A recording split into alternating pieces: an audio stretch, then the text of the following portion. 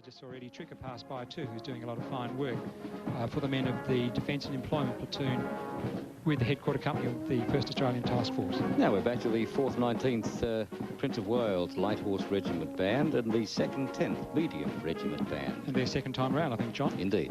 Their musical director, Warrant Officer Class 1, Gary Nichols, and their drum major, Staff Sergeant Hamish Hoff. Now, we're going to see quite a few Royal Australian Armoured Corps folk in a moment, and I'll make mention of the fact now that it's a very special year for lads, veterans, particularly from Vietnam, who were members of the 3rd Cavalry Regiment and the 1st Armoured Regiment. They're having a very large Australian-wide reunion here in Melbourne this year, centred around the Anzac Day March today. We'll come back to them more in a moment, or later on perhaps, but for the moment we can see some of the men from the 4th 19th Prince of Wales Light Horse Regiment guarding as escort the colours, the guidons of the Prince of Wales Light Horse Regiment, with its antecedents going back to units like the 4th Light Horse Regiment in World War I and the famous charge at Beersheba in October of 1917. The other units that we should be considering here today as part of the Royal Australian Armoured Corps Association, apart from the 4th 19th Prince of Wales Light Horse Regiment, are the 1st Armoured Personnel Carrier Squadron and the 3rd Cavalry Regiment, as I mentioned. And there we have General Laurie O'Donnell, who is here today to lead the contingent reunion, which I mentioned a couple of moments ago. Lieutenant General Laurie O'Donnell, a former CGS, a former Chief of the General Staff. And there we have members of the 4th 19th Prince of Wales Light Horse Regiment Association with their distinctive plume and their black beret, being led by Lieutenant General Laurie O'Donnell. Also leading today is 1st Armoured Regiment former Officer Brigadier Angus McNeilage, recipient of the Conspicuous Service Cross and a former aide-de-camp. And also leading the 3rd Cavalry Regiment, Lieutenant Colonel Bruce Richards, who was a regular Army officer for many, many years. That's one of the groups going through, which you just mentioned a moment ago, the 1st Armoured Regiment. Yes, their service was for quite some time during South Vietnam, based in Nui Dat between 1967 and 1968 and 1971. During that period, 2 of their lads were killed in action, and I believe they are now stationed in Darwin. The regular Army component is now in Darwin. There we see some fellows wearing the common 3 medals, which we might get to talk about later, awarded to the majority of Vietnam veterans.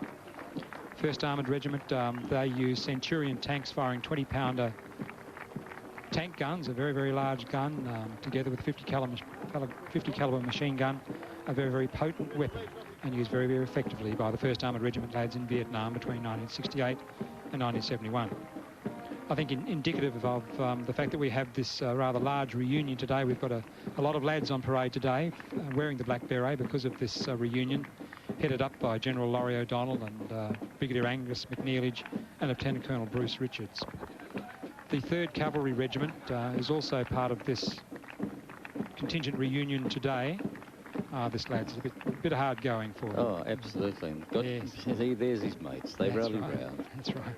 Give him a hand. He's having a good chat, saying, I'm feeling all right. Yeah, I'll be right, mate. He's got his black beret on. He's very proud of that. Absolutely. Yes.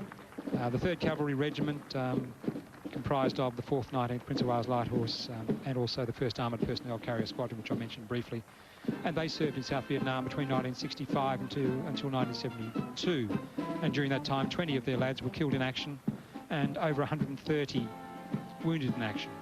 And here we see the 3rd Cavalry Regiment. And then we can see some of their battle honours there, Long Tan, Bien Hoa, Coral and Balmoral, which were 2 fire support bases where armoured cavalry chaps fought so well to repel overwhelming North Vietnamese Army Communist forces who were attacking the fire support bases and were in some cases overrunning the guns. And that's the Australian Army Band, I should imagine, who were going to be leading the 45, but they led the Vietnam instead, or followed up from the Vietnam instead. We're still with the Vietnam section. It's obviously going to be a huge turnout for these Armoured Corps fellows this year. John Ockwell, I know you've done a lot of work. John Ockwell, thank you so much for the briefing material which you've provided us. I must admit I'm stunned with the turnout that you've got. We can only wish you well with your reunion this year for the 1st Armoured Regiment and the 3rd Cavalry Regiment. thanks also to people like Angus McNeilage and Bruce Richardson, and also for Laurie O'Donnell. I know also that Colonel Mike O'Brien and Colonel David Lawrence, both members of the Order of Australia, are also supporting today. Thanks too, while I have a moment, to the folk at the Central Army Records Office for your continued support. Bruce English and Jim Allen and Andrew Park, Tina Roman.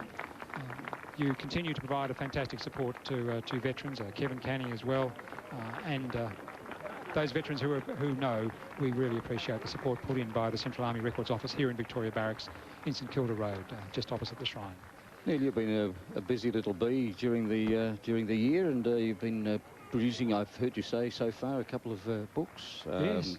What have you been doing? Oh, I did some work on the New Guinea early air warning wireless unit, and I've identified everybody who served with them, and also the M special unit, which we saw march by quite some time ago, and just to be a little bit more versatile, also the Eureka Stockade. I tried to put the perspective of the Redcoats who served at the Eureka Stockade in 1854, the Redcoats from the 12th and the 40th Regiments, many of whom paraded in just this area here, and who, of course, helped build the Victoria Barracks, which is just across the road from us now. Here and we that's have the banner of the 4th 19th Prince of Wales Light Horse just going through, and now we have another banner. Yes, this is an umbrella organisation. Oh, we've got some more Prince of Wales Light Horse lads on the screen at the moment. We did see the blue over red banner of the Royal Australian Artillery Umbrella Organisation Association for all the units. The welcoming committee is sitting there. Here come the supplies, straight in the door. Cheers. The freeloaders. The workers. There's crowds gathered outside on the lovely autumn weather in Melbourne. Bread, more supplies.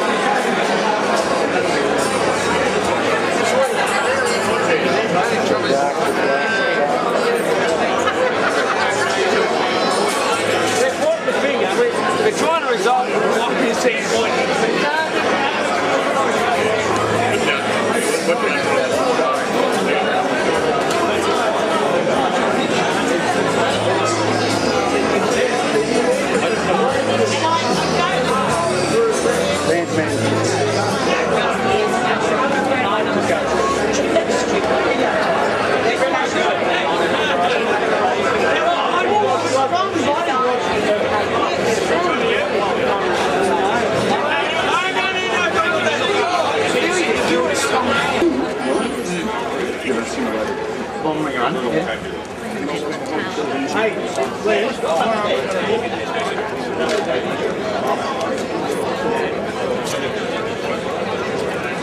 There's the motley mob up there.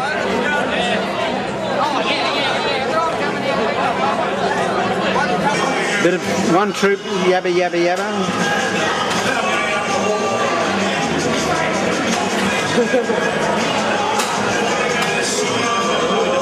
Bar's closed here, we're going next door. Moving up next door. Get that thing away.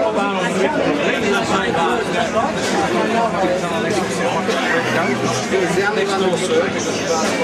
Yeah, but I think